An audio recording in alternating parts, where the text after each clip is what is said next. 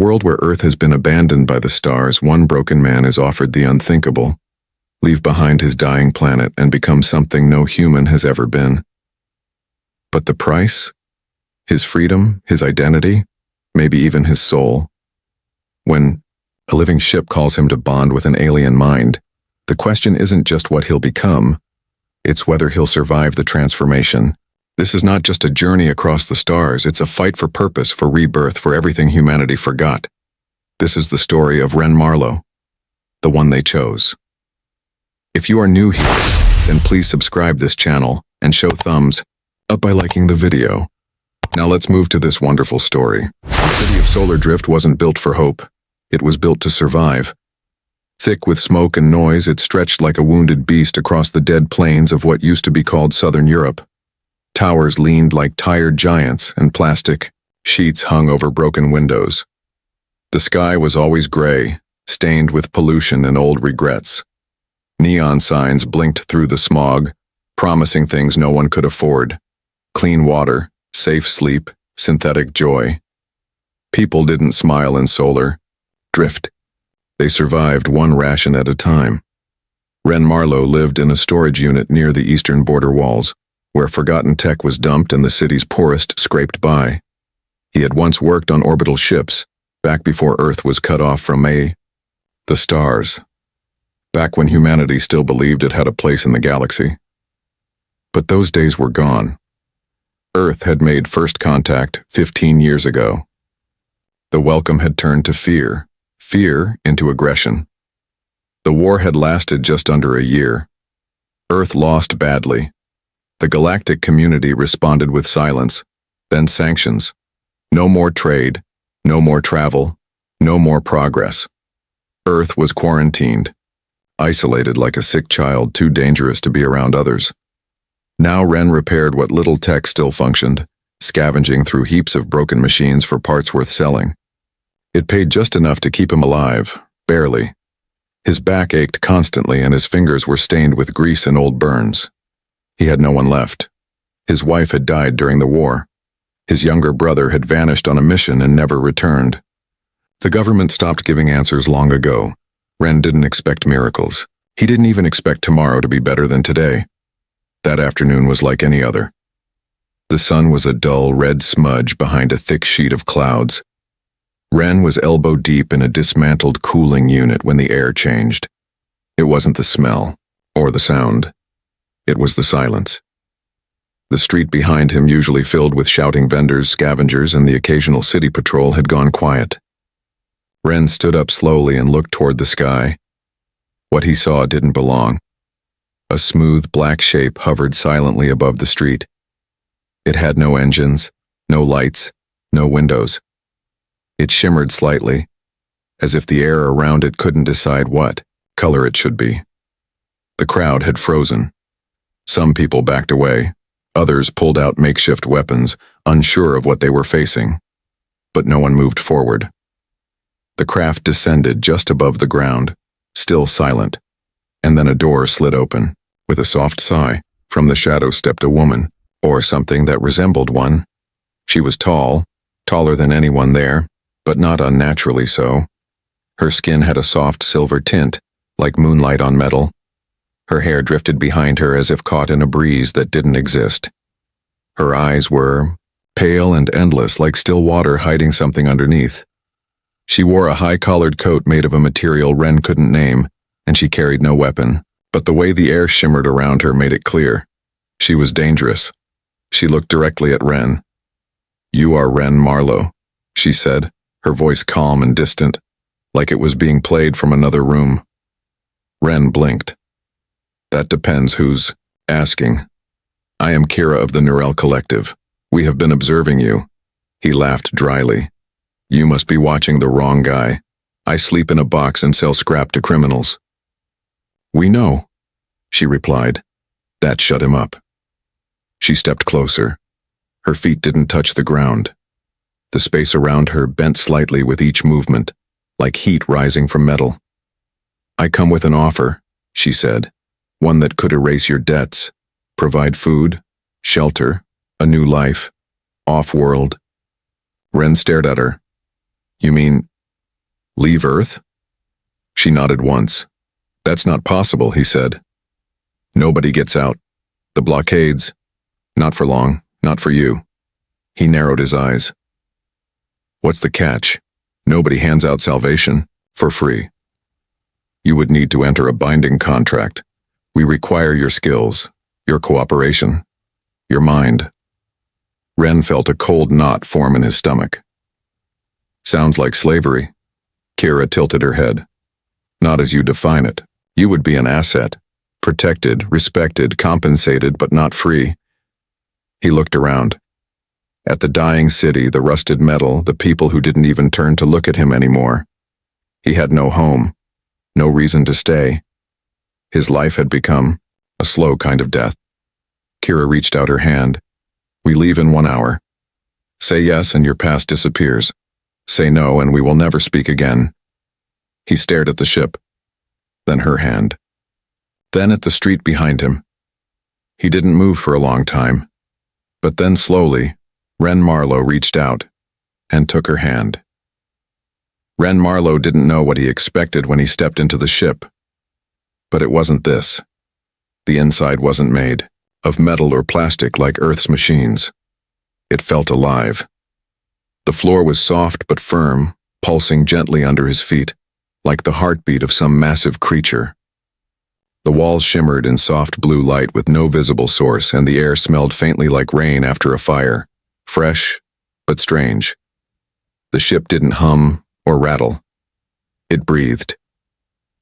He followed Kira through a long, curved hallway that seemed to shift as they walked. The floor adjusted with each of his steps, rising slightly beneath his heels to steady him.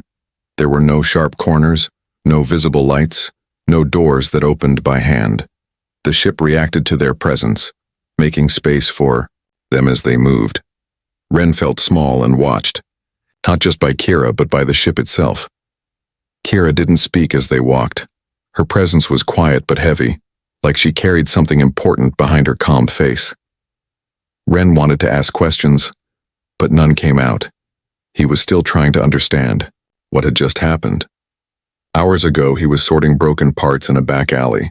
Now he was on a vessel that didn't make noise, floating somewhere above the world he had just left behind.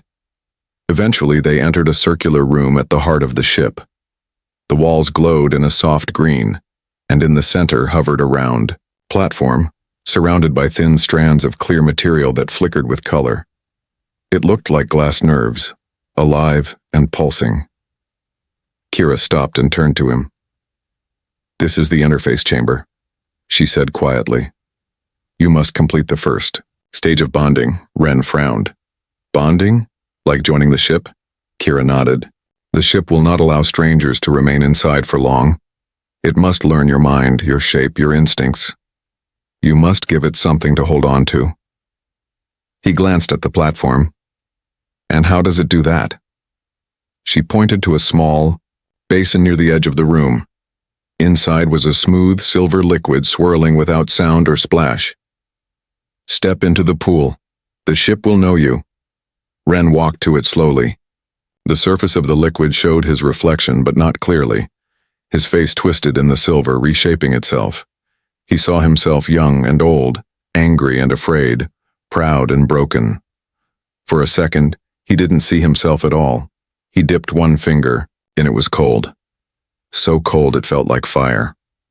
But the pain vanished quickly, replaced by a tingling warmth that spread through his hand, up his arm, across his chest. The liquid moved on its own, climbing him gently like a living coat. He tried to pull away, but it was too late. It reached his neck, his jaw, his temples, and then it was in his mind. No words, no sound, just a flood of memories crashing through him.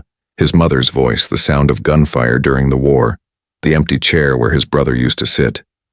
He saw moments he had forgotten, pieces of pain he thought were buried, promises he once made and broke. The ship wasn't stealing. It was learning. It was searching through every corner of his past, trying to understand what kind of man he was. Then, just as suddenly as it started, it stopped. The silver coating dissolved into mist, vanishing into the air. Ren fell to his knees, gasping for breath. His skin was damp, his heart racing. Kira stood beside him, calm as ever. "It has accepted your pattern," she said softly. "Now, it will adapt." He looked up. The room was changing. The walls began to ripple, then crack, then grow lines of glowing symbols. Ren didn't know the language, but somehow he understood the meaning. It wasn't words. It was concepts, ideas, instructions. A voice that wasn't a voice whispering directly into his thoughts. The ship was sharing knowledge he couldn't stand. His legs wouldn't respond. The symbols poured through his mind like water through dry soil. He saw designs for machines he'd never imagined, systems that healed themselves, engines powered by thought. It was too much. His vision blurred, and the world tilted. Before he could fall, the floor caught him, soft and warm like arms. The ship held him as he slipped into unconsciousness. When he woke, he was no longer in the interface room. He was lying in a small chamber shaped like a cocoon. The walls glowed dimly and the air was warmer here. It smelled like pine and burned paper, oddly comforting. His body still ached, but his mind felt different, stretched, opened. He wasn't alone. Across from him stood a new figure. Not human. Not like Kira either. It had a body made of dark wood and metal wires with glowing veins of green light running along its arms. Its face was featureless, but somehow he felt it was looking at him. "I am Tavari," it said, its voice deep and kind. "I am your guide." Ren sat up slowly. "Guide to what?" Tavari tilted its head. "To what you are becoming." And for the first time, Ren realized he wasn't just a guest on the ship. He was becoming part of something bigger, something strange and alive. The journey had only just begun. Ren Marlowe had never felt smaller than he did standing inside the chamber they called the Nexus. It was nothing like the rest of the ship. The floor was smooth and dark, but the ceiling stretched upward like the inside of a cathedral, glowing, with shifting lights that moved in slow patterns like galaxies swimming through fog. Strange sounds filled the space, soft whispers in languages he didn't know, rhythmic pulses that felt more like thoughts than noise. It wasn't just a room. It was a mind turned inside out. Beside him, Tavari stood calmly, their wooden frame humming gently with pale green light. "This is where the circle gathers," Tavari said. "The oldest minds among our kind. They shape the future of the collective. They have summoned you." Ren wasn't sure whether to be honored or afraid. Probably both. The circle appeared one by one, not walking, not entering through any door, but simply becoming visible. Some looked like knots of crystal, glowing from the inside. Others floated like silk pulled through water. One was nothing more than a cluster of orbs moving in perfect rhythm. None of them had faces, but he still felt their attention. It was heavy, like being under a microscope. One of them moved closer. Its voice came not from a mouth, but from the air around Ren's head. "You are the anomaly, the risk." Ren's throat tightened. "I was told I was chosen." "You were," another voice said, this one more distant, almost gentle. "But not by us." Ren looked toward Kira, who had entered quietly, her face unreadable as always. She stood apart from the others, hands behind her back, eyes steady on him. "The circle does not trust easily," she said, "especially not now." Ren took a breath. "Then why bring me here?" Another of the beings spoke, its voice echoing with something deeper than sound. "Because we have no choice." They showed him then, not with pictures or screens, but directly into his thoughts. Flashes of memory that weren't his. Glimpses of a great mind, massive and glowing like a star slowly coming apart. It was the core intelligence of their people, the ancient presence that kept their thoughts united.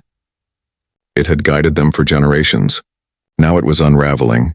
They had tried everything, repairs, clones, artificial supports, nothing had worked. Now, in desperation, they sought something new. A human mind, one unlinked, untrained, and unfiltered. A mind shaped by pain but strong, Enough to connect without being consumed. Ren. They hadn't picked him because of what he knew. They picked him because of what he had survived. You would not become one of us, one voice said. You would become something new. Ren turned to Kira. You want me to give up my mind? Not give up, she said. You would remain yourself, but part of you would reach out. You would be the bridge. Ren shook his head. You say bridge, but I hear prison. You say guide, but I hear weapon. Kira stepped closer. You think we would spend our last hope on something we plan to throw away? You would be honored, protected, not erased. He didn't answer. He thought about Earth, about the quiet corner of solar drift where no one had cared if he lived or died, about the machines he fixed just to buy a little food, about the silence in his container home. No offers, no choices, just slow decay. Here, at least, they were honest. They didn't hide the risk. They didn't lie about the price. What happens if I say no? He asked. You will be returned, the circle answered. Your memories of us will fade. You will live as before.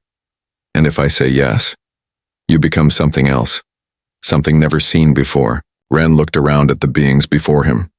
They were strange, frightening, beautiful.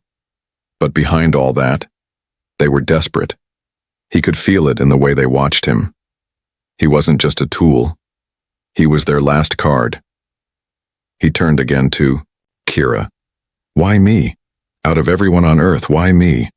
Her expression softened. Because you already lost everything and you kept walking. There was silence. Not cold or cruel, just waiting. Finally, Ren stepped forward and said, I'll do it. But not blind. I need to understand what comes next. The circle stirred. Lights brightened. And for the first time, Ren felt something new. Not fear. Not anger. Respect. Kira nodded once. Then come. The final step begins. Ren followed her out of the chamber, and as he walked, he noticed something strange. The ship felt warmer now. Not in temperature, but in tone. Like it had been holding its breath, and now it exhaled. He had made his choice. There was no going back, not to Earth, not to the man he used to be. Whatever lay ahead, it would be different. And somehow, deep inside, he was ready. Ren Marlowe stood at the edge of a new beginning, though it felt more like the end of everything he had known. The room they called the Core Garden was unlike any place he had seen, even on this strange living ship. The walls curved upward like the inside of a giant seashell, glowing softly with shifting colors that moved like waves. Hanging vines pulsed, with green and violet light, and the air buzzed gently, filled with the scent of wet stone and something almost sweet, like fruit just before it ripens. At the center of the space sat a basin, wide and flat, filled with a glowing silver fluid. It moved without sound, swirling slowly like a calm storm. Kira stood beside him, her silver-toned skin reflecting the lights around them. She no longer wore the high-collared coat she had arrived in. Now she was dressed in flowing threads that shimmered like stars, shifting in color as she moved. Her expression, always unreadable before, now held something softer, an understanding that what came next would not be easy. This is the lumen pool, she said quietly. Here the bond begins. It will read you completely. Your mind, your instincts, your memories. It will not ask permission. Ren looked at the pool, unsure whether to fear it or welcome it. His thoughts twisted with everything that had led him here. The war, the loss, the slow crawl of life on a dying planet. And now this, a chance to become something more, something entirely new, but also something uncertain, maybe even dangerous. What happens after? He asked. Kira did not answer right away. The ship will learn you and you will learn the ship. Once the connection is complete, you will be part of it, not as a passenger, but as a guide. You will carry the shape of your thoughts into its design. You will change it. And it will change you. Ren nodded slowly, though doubt still swirled inside him. And if I lose myself? You won't, she said. Unless that is what you choose. He stepped toward the pool. The silver, Liquid shimmered and shifted, and when he looked into it, he saw more than his reflection. He saw flashes of his past, his brother's laughter, his wife's last breath, the burning sky above Solar Drift. But he also saw images he couldn't explain. Stars spinning in unfamiliar constellations. Beings made of light and shadow. A great tree that held a city in its branches. Dreams not his own. He dipped his hand into the pool. The cold was sharp, immediate. But it faded quickly, replaced by a rushing warmth that spread up his arm, across his chest, and into his mind. The liquid climbed him, coating his skin like mist, wrapping around his shoulders, his face until it reached his temples. Then it went deeper. There were no words, no voices, only emotion, memory, feeling. He was standing in his father's workshop, holding a broken tool. He was running through dust fields on Mars as a boy, chasing after his brother's laughter. He was hiding under a table during the first orbital bombing. He was kissing his wife for the last time. Then those memories were joined by others. Ones that weren't his. A child of another species learning to float before learning to walk. A great mind stretching across a network of thoughts. A city falling into silence as its core mind faded. Fear, hope, a desire to survive. The ship wasn't speaking. It was feeling, and it was asking him to feel with it. The connection was overwhelming, but Ren didn't pull away. He let it continue, even as tears ran down his face, even as every wall he had built began to crumble.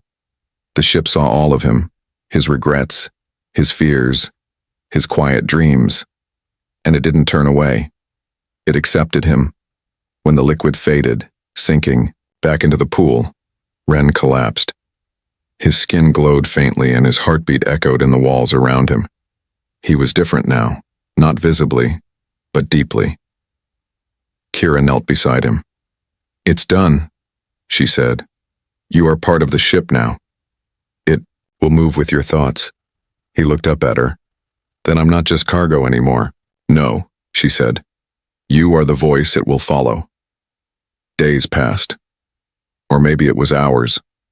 Time had become strange aboard the ship. Ren found himself in rooms that reshaped themselves to his thoughts. The corridors no longer felt foreign. They responded to him now, guiding him with gentle pulses. The ship was listening. It didn't speak in words, but in mood, in changes of light and space. He was no longer a guest. He was home. One morning, if it could be called that, Kira brought him to a chamber lined with crystal windows. Stars drifted past, and far behind them, Earth was a tiny speck, lost in a haze of color. "You've done it," she said. "The circle accepts the bond. You are the bridge we needed." Others arrived then. Not like Kira. Not even close. Beings of strange shape and movement, cautious and curious. They didn't speak to Ren, but they bowed their heads slightly, a gesture of respect. Kira smiled gently. They were afraid of what you might do. Now they wonder what you will become. Ren didn't have an answer. Later, alone at the viewing, Crystal. He stared into the stars and sent one message back to Earth, a small encrypted signal with no return path. "You left me in the dark," it said, "but I found the stars. And I won't forget." Then he turned away from the past.